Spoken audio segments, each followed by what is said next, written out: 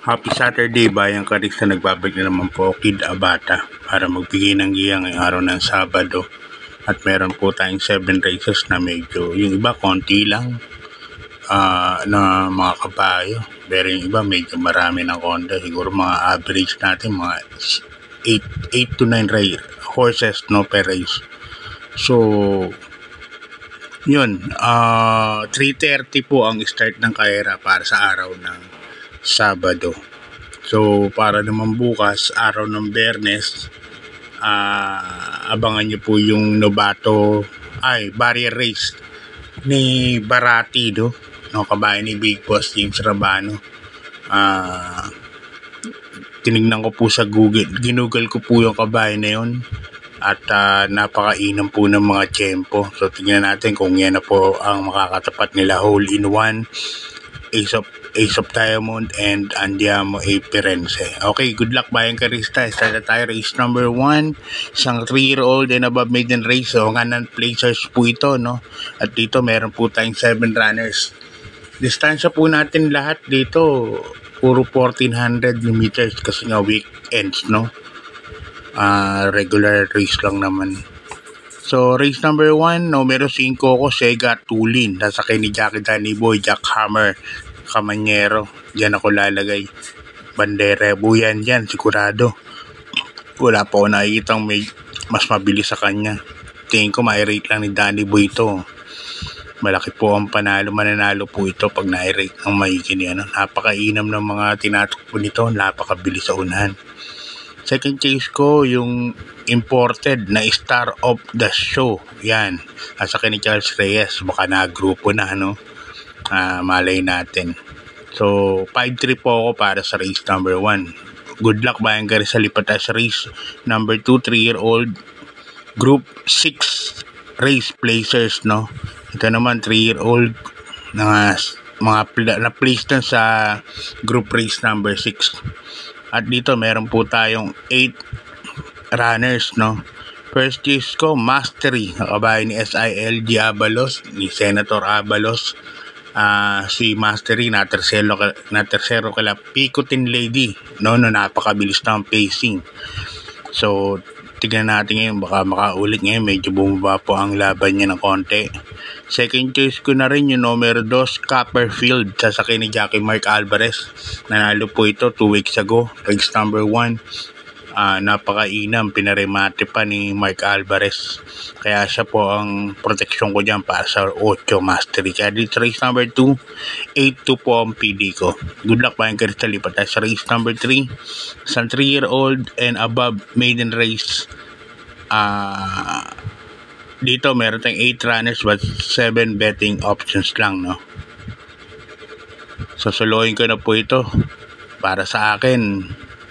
1 for the day po ito para sa araw ng Sabado. Numero 3A actually.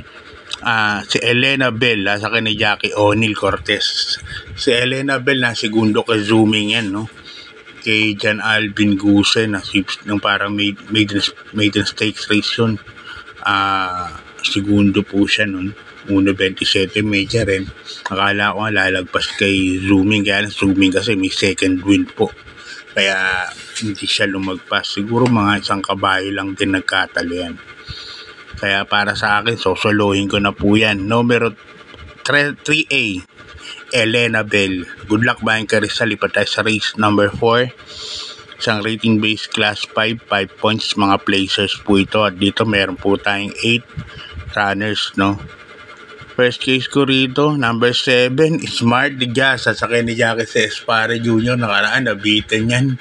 Inabot ni Blown Away, saka ni Winsome Maxine. Nasagad sa balya yun, yung time na yun, si Smart Diaz. Kaya tingin ko, nilayuan niya na yung dalawa na yun, si Blown Away, saka si Winsome Maxine. Pero pagdating ng last 50 meters or so, para kumulapso. Kaya ro dyan pa rin po ako as my first choice is Smart Diaz. Nalagyan ko second choice, numero 4, Super Hook. Sa kay ni Jackie Jen Huko, nakaraan segundo po kay Baywatch yan. Napakalakas ng dating ni Super Hook.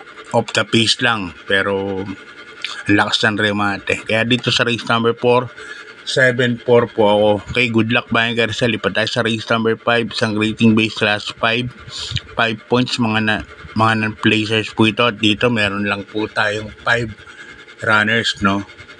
First chase ko, numero 5.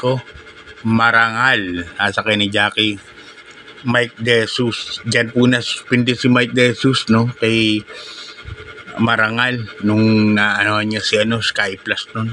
Ang nanalo, dehado si Beyond Smart. Yun. Ngayon, nakikita ko, lilima lang po sila. Parang siya lang po ang di bandera dito. Si Marangal, siguro, pipacing lang po ni Mike to. Kaya yan ang first case ko. Second choice ko na rin, numero 3, Cali Loreto. Ito po si Cali Loreto. Pwede naman pong isunod dyan. Siguro mag-aabang na lang yan sa numero 5, Marangal, no? Napakalaking kabayo na si Cali Loreto. Kaya dito sa race number 5, 5-3 po ako. Good luck Bayan Garza. Lipat tayo sa race number 6, penultimate race. Isang rating base class 4, 34 to 39 points. At yan maglalabas rin mga bagong imported natin, lalo na kay Senyor Patrick Uy. First case ko rito, numero 3, Sherbet Fountain. Sasakay ni Jackie Mark Alvarez. Isang mabilis na kabayo. Napakainam din ng nakaraan. Yan ang first case ko dyan. Si boss ako naman po ang habol dyan. Tingin ko na maunahan niya yan. Number 3, Sherbet Fountain. Second case ko yung couple entry, Hey Jojo, Charge the Castle. Ito parehas maiinam to. Yung dalawang important ni Senyor Patrick with Hey Jojo, nag-barrier po nakaraang 96 media. Kaya para sa akin malaki din po ang panalo. Kaya di sa penultimate race, 3-2 po ang pili ko dyan. Good luck Bayan Garza. Lipat tayo sa last and final race, race number 7 sa rating base class 4, 22 to 27 points. At dito, eto medyo maraming kabayo, 13 runners, no? 13. First case ko rito, numero 6, Sister Moon. Nasa kay ni Jackie Party Dilemma. Yan. Sister Moon kasi nakaraan naiwan po yan kila Hans City, no? Sister Moon. Actually, parang nalimado na rin yan si Sister Moon that time. Naiwan po ng konti sa gate. Ngayon, pag na-correct na at medyo sumabay sa salida, tingin ko malaki po ang panalo. Second case ko, number 7, Feel the Burn. Yan, sasakyan na ni Apoy Asuncion, no? Feel the Burn, isang imported na kabayo. Isang malakas din raw yung mata. Tingin ko malaki po ang panalo din yan. Third case ko, lalagay ako numero 1, Tadeus, ang imported din. Okay, hanggang dito na lang Bayan Garza. God bless and good luck po.